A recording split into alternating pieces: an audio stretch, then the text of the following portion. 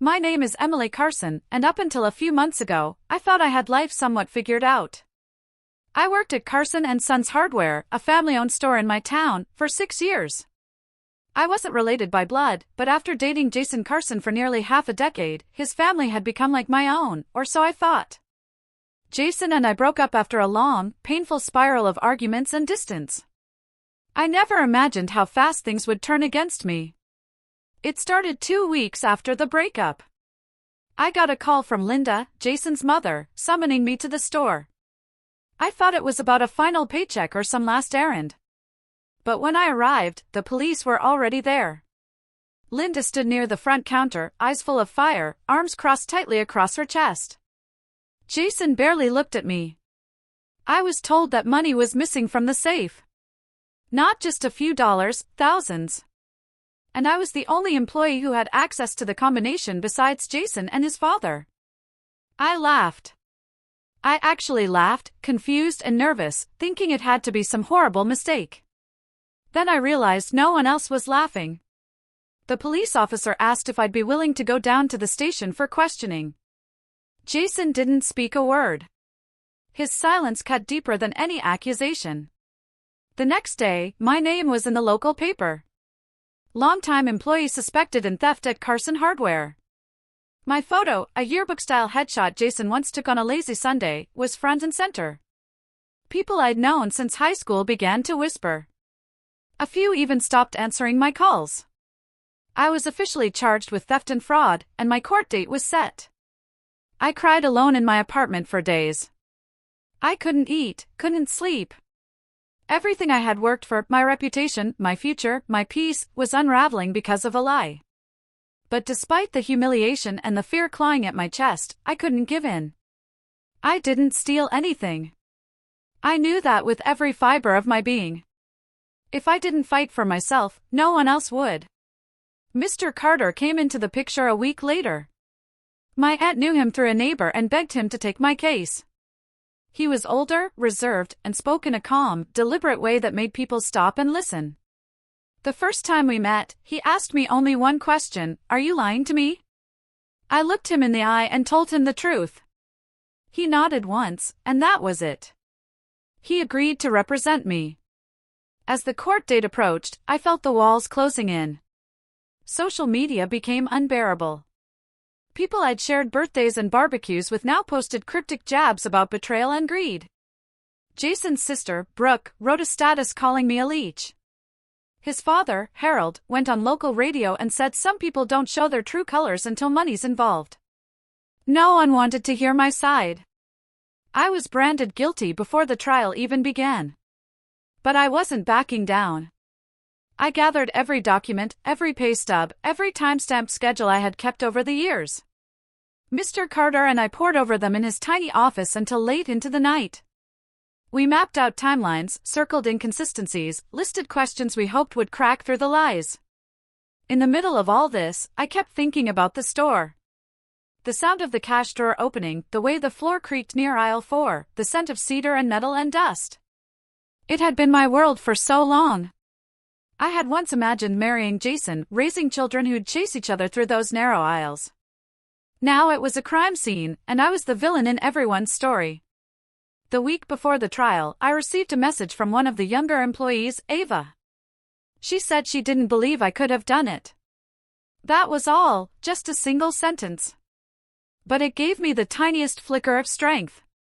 Maybe, just maybe, someone would believe the truth if I could show it clearly enough. I stopped hiding. I walked with my head high into the grocery store, even as people stared. I returned every angry call with calm answers. I didn't scream.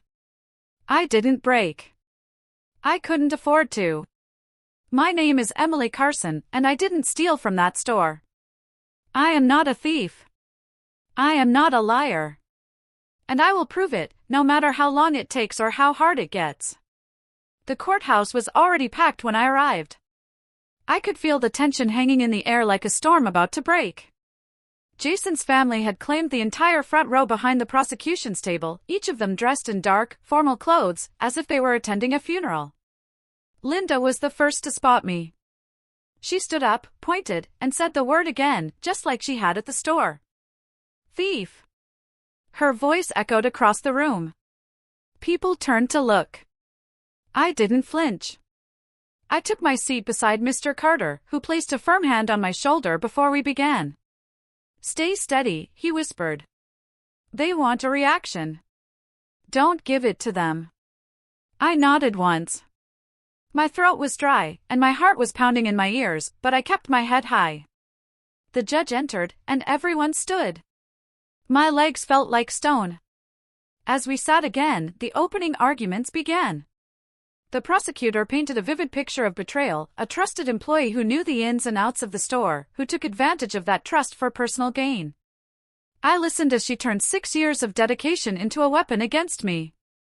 She described me as calculated, methodical, and cold. I couldn't believe how easy it was to twist the truth into something poisonous. When Mr. Carter stood to speak, his voice was low but firm. He didn't try to charm the jury. He simply stated the facts, no physical evidence, no eyewitness account of me committing any crime, and a timeline full of holes. This is not a story about betrayal, he said. It is a story about blame, about how fear and anger can blind even the people we trust most. Then came the witnesses. Jason's father, Harold, took the stand first. He spoke slowly, confidently, claiming I'd been acting suspicious for weeks. He said I'd stayed late alone, asked about the safe schedule, even hinted at needing extra money. Every word he spoke felt like a knife twisting in my back. I wanted to shout that it wasn't true, but I stayed silent. Brooke followed, and her testimony was worse. She looked directly at me as she told the jury that I had always been manipulative. That I used Jason. That I cared more about control than love. She made me sound like some kind of criminal mastermind. The courtroom was silent as she spoke, and every time she dropped another accusation, I could feel the jury shifting, 1 inch at a time. I glanced toward Jason once. He didn't look at me. Not even for a second. When court adjourned for the day, I stood up slowly, every muscle tense. As I walked out, I passed Linda again. She didn't speak this time. She just stared, cold, victorious, certain I would fall. But I wouldn't. Not yet. The second day of the trial brought a different kind of tension. The courtroom wasn't just full, it was buzzing. Something felt off the moment I walked in. Mr. Carter noticed it too. He didn't say anything, but I saw the way his eyes scanned the prosecution's table, like he was bracing for a blow we couldn't yet see. It came during the mid-morning session. The prosecution called a man named Eric Tate to the stand, someone I hadn't thought about in over a year. He had worked at the store briefly, a seasonal hire during the holidays. He wasn't particularly close to anyone, and frankly, I always found him distant. He had quit after just 3 months, citing family reasons. I had no idea he was even still in town. Now, he was sitting on the witness stand, in a neatly pressed suit, looking more confident than I remembered. The prosecutor smiled warmly at him and asked if he recognized me. He said yes. He said we used to chat during his closing shifts. Then she asked the question that made my stomach twist. Did you ever witness Ms. Carson accessing restricted areas of the store outside her normal working hours? He didn't hesitate. Yes, he said. Twice. Once late at night, and once early in the morning before opening. The room shifted. I felt it, a small but visible reaction among the jury. The prosecutor leaned in. Did she say anything to you during these times? Eric nodded. The second time, she said something like, "Don't worry, I just forgot something in the office." But she looked nervous. She kept glancing around, like she didn't want to be seen. It was too perfect. Too smooth. Mr. Carter stood for cross-examination. He asked Eric about his employment dates, about why he left, about why he never reported anything until now. Eric claimed he didn't realize it mattered until he saw my name in the paper and wanted to do the right thing. Do you remember the dates you allegedly saw Emily in the office? Carter asked. Eric hesitated. No, not exactly. Yet you remember her exact words from over a year ago? Eric blinked, clearly unsure how to answer. Carter pressed further, calmly but firmly, pointing out the inconsistency. Eric began to stammer slightly, his polished calm starting to crack. Then Carter hit him with the final blow. "Mr. Tate, did you have any contact with the Carson family after you left the store?" Eric shifted in his seat. "Not really. I saw Brooke once." "When?" "A few months ago. We ran into each other downtown." "Did you talk about this trial?" Eric didn't answer right away. That pause said everything. The judge interrupted, asking Carter to keep his questioning relevant. Carter nodded and ended the cross with a simple statement, "No further questions." But the damage had been done, on both sides. Eric's testimony, even if shaky, gave the prosecution a narrative to lean into. It wasn't just the family's word against mine anymore. Now they had an outside voice backing them up. The jury wouldn't forget that. Back in the hallway during recess, I asked Carter what he thought. "He's lying," Carter said flatly. "It was rehearsed. Too neat. Too clean. Someone coached him." "Brooke?" I asked. He didn't answer directly. But the look in his eyes told me everything. For the rest of the day, I couldn't shake the feeling that this wasn't just about money. Someone was working hard to make sure I went down for this, someone who knew exactly how to build a story that would be easy to believe. And the worst part? It was working. On the third day of trial, the courtroom fell into an eerie silence as the prosecution wheeled in a large screen and announced the presentation of security footage. My stomach dropped. I had assumed, or maybe just hoped, that no video existed that could show anything clearly. But now, the whole room was staring at a frozen frame of the store's back office. The lights were dim, but the timestamp was there, a late night just days before the theft. Then the footage rolled. I was there. At least, someone who looked exactly like me. The figure had my build, my walk, even the same ponytail I always wore under my cap. She moved toward the office door, glanced around, then disappeared inside. The footage cut to another angle, now showing her near the safe, hands out of frame, then turning and walking out minutes later. No sound. No interaction. Just that. But it was enough. I felt the weight of judgment fall even heavier as the jury leaned forward. The prosecutor let the video play twice before freezing the screen and stepping back with an expression that said, "Checkmate." I turned to Mr. Carter, but he wasn't watching the video. He was watching the timestamp. His eyes narrowed. "That's not right," he muttered. "Watch the second cut. There's a frame jump. Subtle, but it's there." I replayed it in my mind. It had felt too smooth. The figure moved just a little too fast between angles, like something had been trimmed. Carter stood and requested permission to examine the footage independently. The judge allowed it. Carter explained, "We're requesting forensic analysis of the video files. There are potential signs of digital tampering, including timecode inconsistencies and pixel-level shifts that suggest editing." The judge nodded slowly, then addressed the courtroom. "The footage will be sent to an independent digital forensics lab. Until the results return, the jury is instructed not to draw conclusions based solely on what was presented." Still, the damage had already settled in. After court, I sat with Carter in his office. He played the footage again on his own laptop, pausing it in keyframes. "There," he pointed, "the shadow angle changes too quickly. Light sources don't do that unless something's been altered. And here, notice the grain pattern. That's not native to this camera model. It's been compressed. Someone edited this, Emily. But who would have access?" I asked. "Someone who knew the system. Someone who wanted to frame you." "Jason?" I said, though it didn't sound right. "Harold?" Carter shook his head. "Too obvious. They wouldn't risk being traced. But someone else might. Someone trying to protect the family name without understanding how fragile digital evidence really is. I stared at the screen. The figure still looked like me. Still moved like me. And yet, if Carter was right, if that video had been tampered with, then someone had gone to extreme lengths to craft a lie that no one would question. Someone wanted me buried in this. And they had almost succeeded. The next morning, I woke with a thought I hadn't considered in weeks, a detail buried under everything else. The store had a backup system. Every night, like clockwork, footage from the security cameras was automatically copied to an external drive in the back office. It wasn't fancy, just a small black box tucked behind the desk near the router. But it held everything, uncompressed, time-stamped, untouched by anyone unless they knew it was there.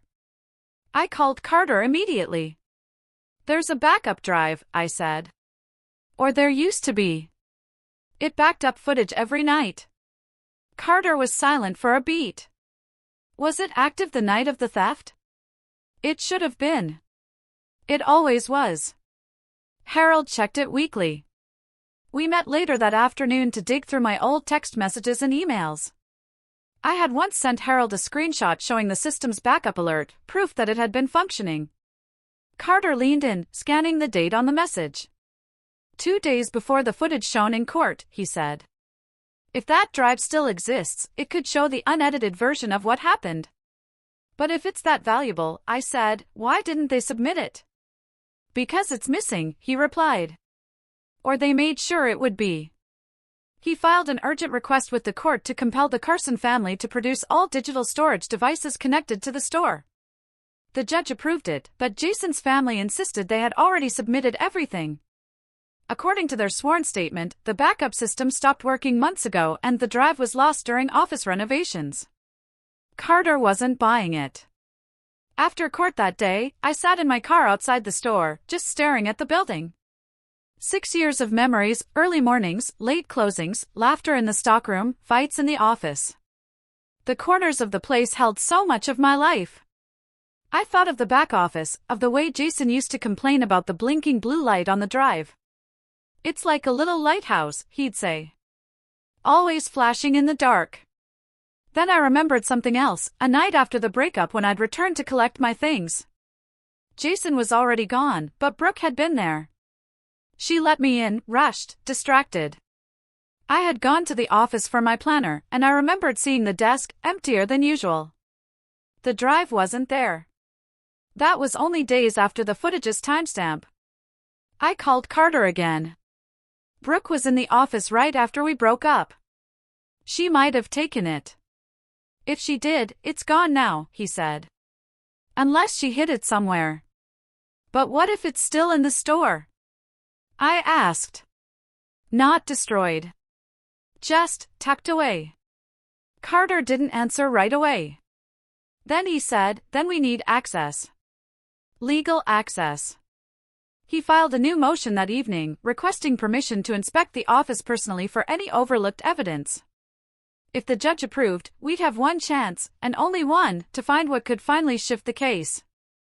I went to bed that night gripping the edges of my blanket like it was the only thing holding me to the ground. The courtroom, the glares, the lies, all of it was crushing me. But now, for the first time in days, I had something I hadn't felt in a long while. A lead. 2 days later, the judge granted Carter's request. We were given a single afternoon, no more than 3 hours, to enter the store, search the back office, and examine any physical evidence that might still be inside. We weren't allowed to question anyone or remove property without documentation, but we could inspect every inch of the space. The moment we walked in, I felt a wave of memories hit me. The scent of wood polish and dust, the buzz of the overhead lights, the faint hum of the refrigerators in the back. It was all the same, yet somehow, everything felt different. Like a place pretending to be what it once was. Jason was there, arms crossed near the counter. He barely nodded at us when we entered. Beside him stood Brooke, eyes cold, expression unreadable. Carter and I didn't waste time. We went straight to the back. The office was cleaner than I remembered. Too clean. The drawers were empty, the cables neatly tucked, and the old server corner, where the backup drive had once been, was spotless, not even dust marks to hint something had been removed. Carter began scanning the walls and floors, checking behind furniture, lifting old inventory boxes. I watched him work, his precision methodical, almost surgical. Then I remembered something. There used to be a loose panel behind the shelving unit, I said. I used to stash things there when I didn't want Jason's mom snooping through my stuff. He paused, turned toward the wall, and together we pulled the shelf away. Behind it, barely visible against the wood, was a piece of black tape. Carter peeled it back, and there it was. A small USB drive, dusty and forgotten looking, stuck to the wall behind the shelf. He held it up slowly, as if he were lifting a relic. I hid this, I whispered. Months ago. I think it has backups of store logs, maybe even some raw footage. I used it to transfer reports when the Wi-Fi was down. Carter immediately placed it into a sealed evidence pouch. We'll run diagnostics and scan for metadata. If it contains the original security files, or anything with unedited timestamps, we'll have leverage. Before we left, Carter asked Jason one more time if the family had surrendered all digital storage devices. Jason didn't respond. Brooke spoke instead. You've got what you came for, she said. There's nothing else here. Carter gave a faint smile. We'll let the courts decide. Back at the office, a technician began working on the USB. The files were partially corrupted, time and dust had taken their toll, but several folders were still intact. They were labeled with dates, most from months earlier. But then we found one, the exact night of the alleged theft. Inside, a video file. It was blurry and unfinished, lacking the final compression of the court's footage, but there was no glitch. No jump cut. No odd transition. It showed someone else entering the office that night. The figure was partially obscured, and the angle was poor, but the hairstyle, the jacket, the build, it wasn't me. I leaned in, staring. It looked like Brooke. Carter leaned back in his chair. They thought it was gone. But you hid it. And now they can't take it back. The silence between us stretched. I wasn't sure what I felt, vindication, fear, anger, or some hollow mix of them all. But I knew one thing for certain, we weren't done yet. The technician spent hours extracting files from the old USB, piecing together fragments of what had once been routine data. Most of it seemed unremarkable at first, spreadsheets, shift schedules, sales summaries, the sort of background noise every store collects. But buried in a folder simply marked with the date of the alleged theft, they found something that stopped everything. Carter called me in the moment it was confirmed. There's video, he said, standing beside his desk, laptop open. And it's not what they showed in court. The footage was rough, raw, and completely untouched. No edits, no transitions, no timestamp jumps. The recording opened with a wide view of the back office, dimly lit after hours. For a long moment, the room was still. Then, at exactly 1 o'clock in the morning, someone entered. The figure moved with confidence, wearing a dark jacket, hair pulled back loosely. She didn't hesitate. She didn't look around. She walked straight to the safe and typed in the combination. The screen flickered slightly, but there were no cuts, just continuous, unbroken footage. Carter froze the frame as the figure turned sideways. It wasn't high definition, but it was clear enough. The profile, the build, the way she held herself, it wasn't me. That's Brooke, I said quietly. He nodded. And that's not all. He opened a second file from the same folder, an audio recording. The quality was scratchy, distorted at the edges, but a few seconds in, a voice emerged. Female. Calm. And unmistakably Brooke. If Emily goes to jail, it makes my life a whole lot easier. The words hung in the air like poison. My hands trembled as I leaned back in the chair. She actually said that? Carter closed the laptop slowly. Same night. Likely captured by the auto-recording software synced to your backup. You didn't just save files, Emily. You saved the truth. The realization crashed down all at once. Brooke hadn't just lied. She had manipulated everything, the footage, the story, the people around her. And I had nearly paid the price for it all. She framed me, I said. She watched me fall apart and said nothing. Carter's voice was steady. And now we show the court what really happened. That same afternoon, Carter filed a formal motion to admit the newly recovered video and audio as evidence. He requested a private session with the judge to review and authenticate it before presenting it in open court. The request was granted for the following morning. When we walked into court the next day, the atmosphere was different. People sensed something had shifted. Jason looked pale, like he hadn't slept. Brooke's expression had hardened. She avoided eye contact. Linda sat stone-faced, her jaw clenched so tightly I could see the tension in her neck. Carter approached the bench, evidence drive in hand. Your Honor, he said calmly, we have uncovered new digital recordings that directly contradict prior testimony and raise significant doubt as to the integrity of the prosecution's case. The judge reviewed the files silently for several minutes. Then he looked up, his expression unreadable. Proceed, he said. Everything was about to change. The moment Carter introduced the new footage and audio into the trial, the courtroom felt like it shifted on its axis. Gasps echoed from the gallery, and the jurors exchanged uncertain glances. The judge allowed the recordings to be played in open court. The room fell into a silence so deep, I could hear my own heartbeat. First came the video, grainy but continuous, with a fixed timestamp showing exactly what we had said, Brooke entering the office alone after hours, accessing the safe, and leaving. Then the audio clip, her voice clear in that single damning sentence, if Emily goes to jail, it makes my life a whole lot easier. For a long moment after the recording ended, no one moved. Then, the prosecution struck back.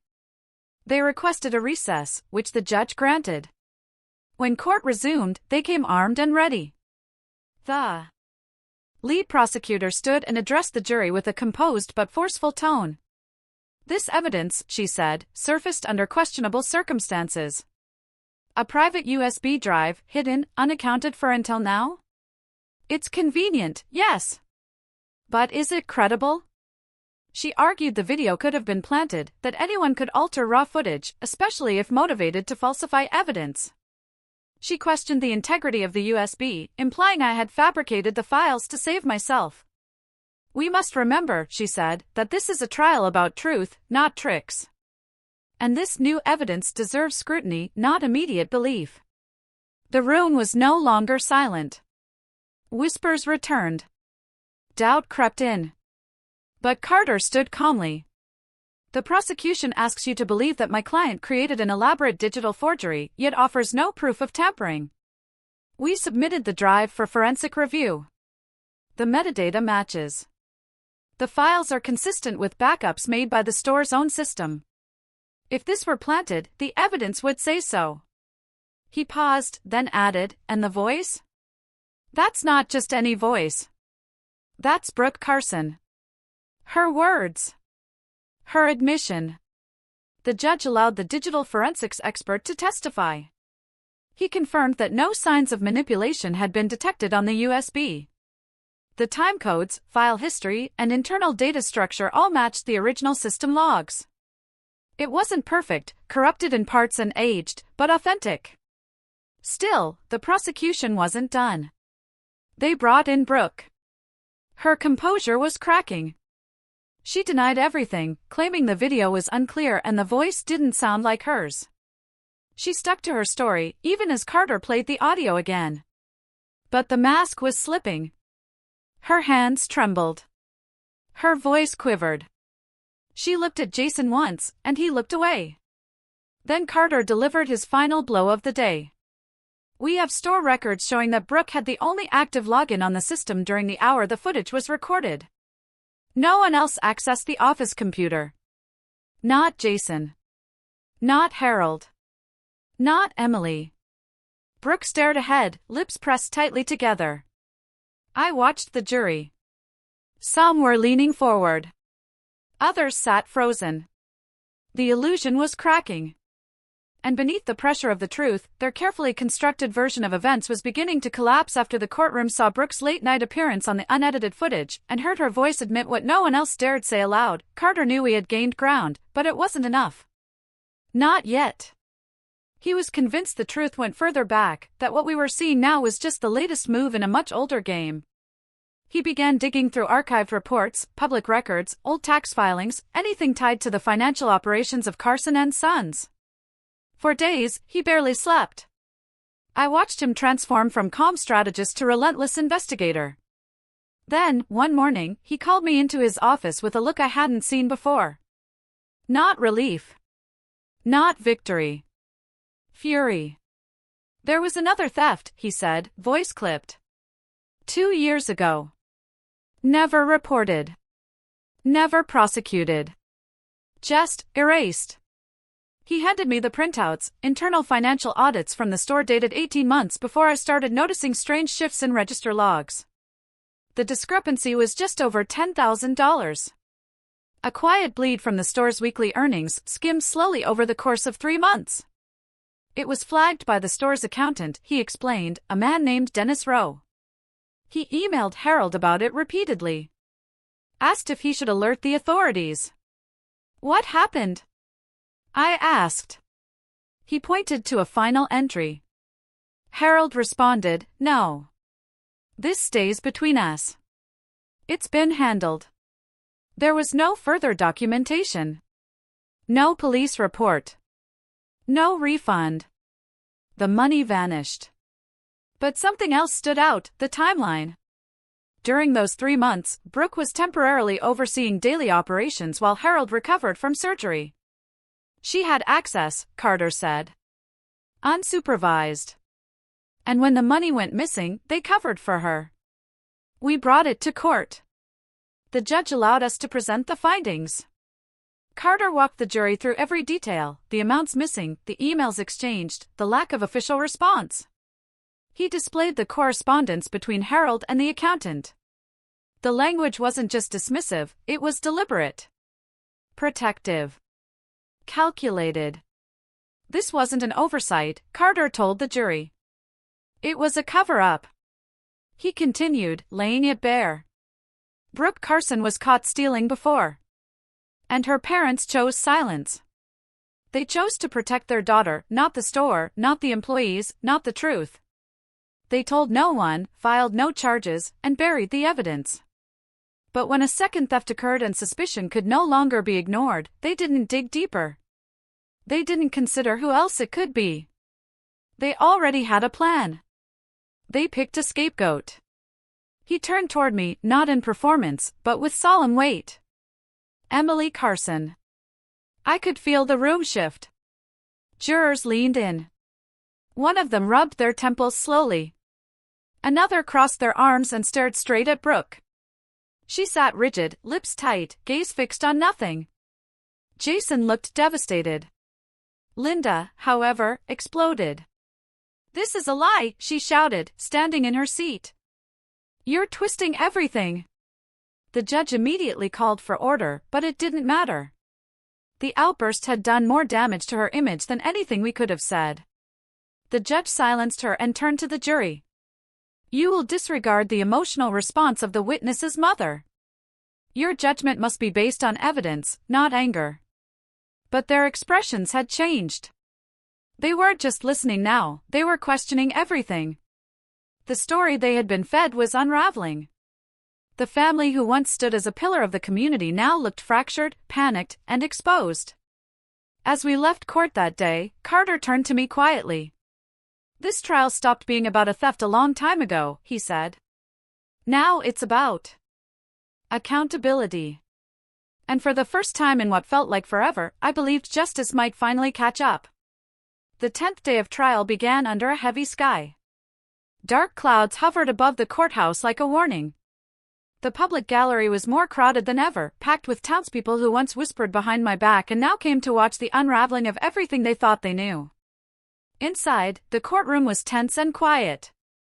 Jason's family sat clustered together, but there was no unity left in their posture. Brooke's shoulders were stiff, her face pale. Linda gripped her handbag like it was the only anchor she had left. Jason sat with his head down, eyes barely blinking, looking as if he were holding his breath.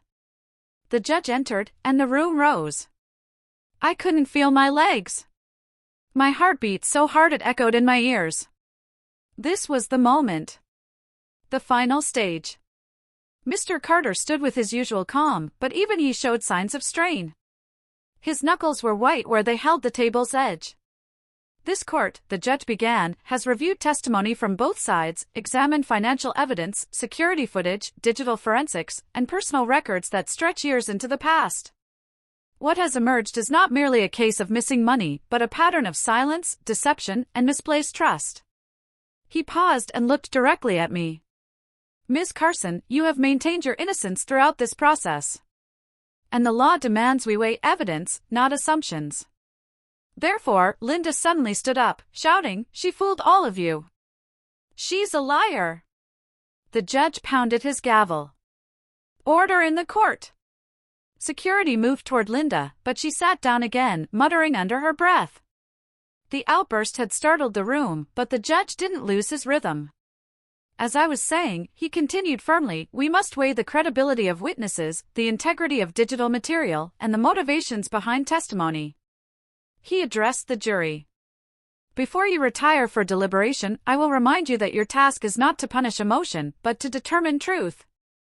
The jury was dismissed to deliberate. The wait that followed was unbearable. Carter and I sat silently in the hallway, the murmurs of the crowd bleeding through the closed doors. I felt numb, not from doubt, but from exhaustion. Every moment of this trial had stripped away layers of who I thought I was, of what I thought people were capable of. Jason passed by once, walking toward the exit. He didn't speak to me. He didn't even look at me. There was no fight left in him. Just the hollow shadow of someone who had realized too late that the truth had been standing next to him the entire time. 2 hours passed. Then 3. Then the bailiff appeared. The jury has reached a verdict. We filed back into the courtroom. I sat in my chair, cold sweat clinging to the back of my neck, and watched the jurors re-enter. No one looked at me. Not even the foreman. My palms pressed together, my lungs barely filled. The judge asked for the decision. The foreman stood, paper in hand. In the matter of the state versus Emily Carson, on the charge of theft, he paused. My pulse froze. We find the defendant not guilty. Gasps. Then silence. I didn't move. I didn't cry. I couldn't. It was too big, too surreal, too heavy to feel all at once. Carter placed a hand on my shoulder, firm, steady. I looked at him. He nodded once. But it wasn't over. The judge raised a hand. This court, he said, based on new evidence submitted during the trial, is issuing a separate motion for investigation into perjury, obstruction of justice, and potential theft by Brooke Carson. Brooke flinched like someone had slapped her. Ms. Carson, the judge continued, you are not under arrest at this moment. But you are now the subject of an active criminal investigation. Linda stood, shrieked, and collapsed onto the courtroom bench. Jason didn't move. The gavel hit the block one final time. Court was adjourned. And I was free. Even after the gavel dropped and the courtroom emptied, I couldn't move.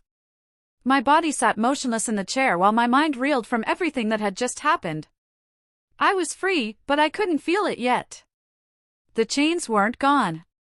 They had just loosened, and I was still learning how to breathe without them. Carter leaned close. You did it, he said, soft and firm. You stood your ground. But I hadn't done it alone. He had pulled every thread, flipped every stone. And in doing so, he exposed a family that had spent years pretending to be untouchable. Jason was the last to leave the courtroom. He walked out without a word, his face slack with confusion, guilt, maybe shame. I didn't expect anything from him anymore, not even an apology. He hadn't fought for me. He hadn't questioned the story when it mattered. I was a stranger to him now, and maybe I always had been. As we stepped outside, reporters crowded near the steps. Questions flew like bullets. Emily, how does it feel to be free? Will you press charges? Did Jason ever admit the truth? Carter shielded me with his presence. No comment, he said calmly. Ms. Carson will speak when she's ready. But even silence couldn't stop the headlines. By nightfall, the news had exploded. Local woman found innocent in high-profile theft trial. Judge orders investigation into victim's family. The town that had once turned its back on me now turned its attention to Brooke. And Brooke didn't go quietly. The very next day, she appeared on a local podcast, an attempt to control the narrative. She denied everything. Said the footage was fake, the audio edited, the trial biased. She painted herself as the victim, the scapegoat, the misunderstood daughter. But it didn't work. The forensic report, now publicly released, confirmed that the footage and audio were authentic, unaltered, and directly sourced from the store's automated backup system, the same system Brooke had claimed was long broken. And then came the final blow. The court unsealed Brooke's digital access logs, showing she was logged into the security terminal at the exact hour of the incident. That was enough. 2 days after the verdict, the sheriff's department issued a formal investigation notice. Brooke was served at her family home. Cameras caught it. She tried to shove them away. Linda screamed again, but no one listened this time. No one offered comfort. Not even Jason. Because Jason had disappeared. Not literally, he was still in town, still visible, but he was gone in every other sense. He stopped speaking to the press, stopped defending his sister. His name wasn't mentioned anymore. Even the store, once a pillar of the community, had gone silent. Rumors spread that they were considering selling, that employees were quitting. No one wanted to be associated with a sinking ship. Meanwhile, I sat at home, watching the world correct itself. It wasn't satisfying, not in the way I thought it would be. There was no celebration, no triumphant music. Just quiet. A cold sort of peace. The kind that comes not when justice is delivered, but when damage stops spreading. Friends who had ghosted me started reaching out. Messages trickled in, "I'm so sorry, I didn't know what to believe, we were wrong." I read every one. I answered none. Forgiveness, I realized, isn't something you give to make others feel better. It's something you give when you're ready to let go of the part of yourself that needed their approval. And I wasn't ready yet. Not now. Maybe not ever. Brooke would face her consequences, not because I demanded it, but because truth, once spoken, doesn't go back to sleep. And I would walk away. Not as a victim. Not even as a survivor. But as someone who refused to disappear. By the time Brooke was formally indicted, the town was no longer whispering, it was talking. Loudly. In coffee shops, in grocery store aisles, at the gas station. People no longer avoided my name, now, they brought it up with expressions of guilt, disbelief, and awkward attempts at sympathy. Some tried to reconnect, to rewrite their role in what had happened. But I remembered who had turned away. I remembered the silence. Brooke, once seen as the poised and untouchable daughter of the Carson family, now walked with her head down, escorted by lawyers and under constant media scrutiny. The evidence was overwhelming. The USB files had been verified by 2 independent digital forensic teams. Her login activity, her movements in the store, the raw surveillance footage, all of it fit together with mathematical certainty. Even her voice on the audio file, once dismissed as coincidence or fabrication, was now confirmed by voice-matching software and an expert witness. She tried to fight back. Claimed she was being framed. Claimed I had tampered with evidence, coached witnesses, manipulated Carter into believing lies. But none of it landed. Her desperation showed. Each interview she gave only strengthened the case against her. Then came the digital logs. Carter obtained a subpoena for the store's archived server access records, which had been preserved by a third-party IT firm the Carsons had hired years ago and forgotten about. What they revealed destroyed the last of Brooke's denials. The access logs showed not only that Brooke had entered the security terminal the night of the theft, but that she had also attempted to delete several surveillance files manually, files matching the timestamps of the crime. But she wasn't a tech expert. She didn't know those deletions left behind digital fingerprints. The media seized on the revelations. Headlines ran across every local outlet. Brooke Carson accused of manipulating security footage in hardware store theft. Family business unravels as cover-up allegations emerge. Voice logs, video footage tie Carson daughter to criminal scheme. The pressure reached a breaking point. In court, the prosecutor, now representing the state against Brooke, presented a damning timeline. Every action matched. Every piece of evidence pointed in her direction. Even Jason, called again to testify, confirmed under oath that he had been told by his parents to stay silent, to let me take the fall for the good of the family. I didn't watch from the courtroom. I didn't need to. I followed it from home, reading transcripts, listening to recorded statements. Each word was a small correction to the massive lie that had nearly crushed my life. The town, once so quick to turn against me, had no choice but to confront the truth. I walked into the bakery one morning and the woman behind the counter froze. Her name was Clarissa. Months earlier, she had refused to make eye contact with me. Now she fumbled over an apology, offered my coffee on the house. I took it, nodded once, and walked out. I didn't need her kindness. I just needed her to see me. Everywhere I went, I saw the aftermath. The Carsons were no longer celebrated. Their store, once the heart of the community, was boycotted. People returned products.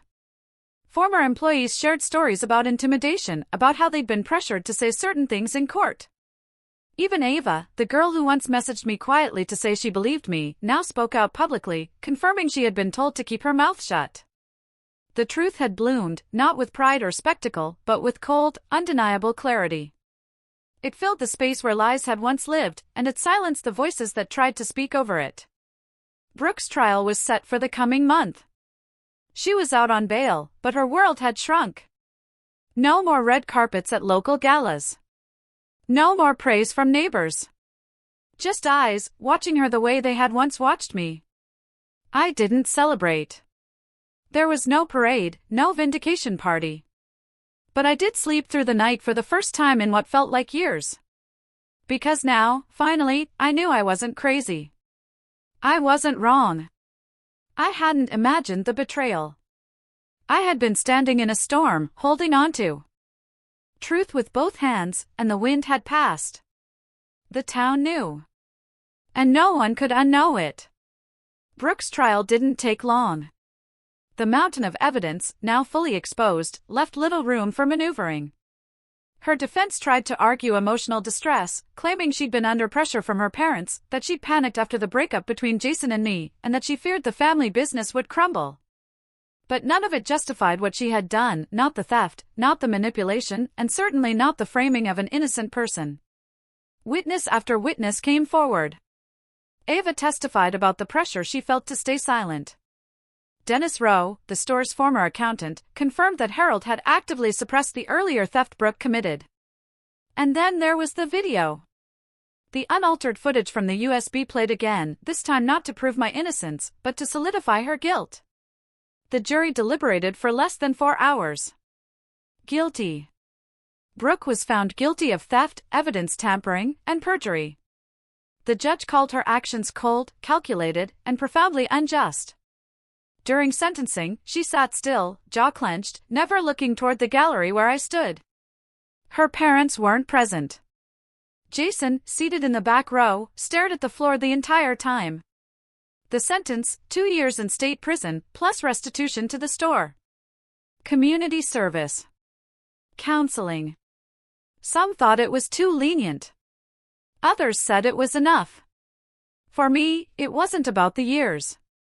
It was about acknowledgement.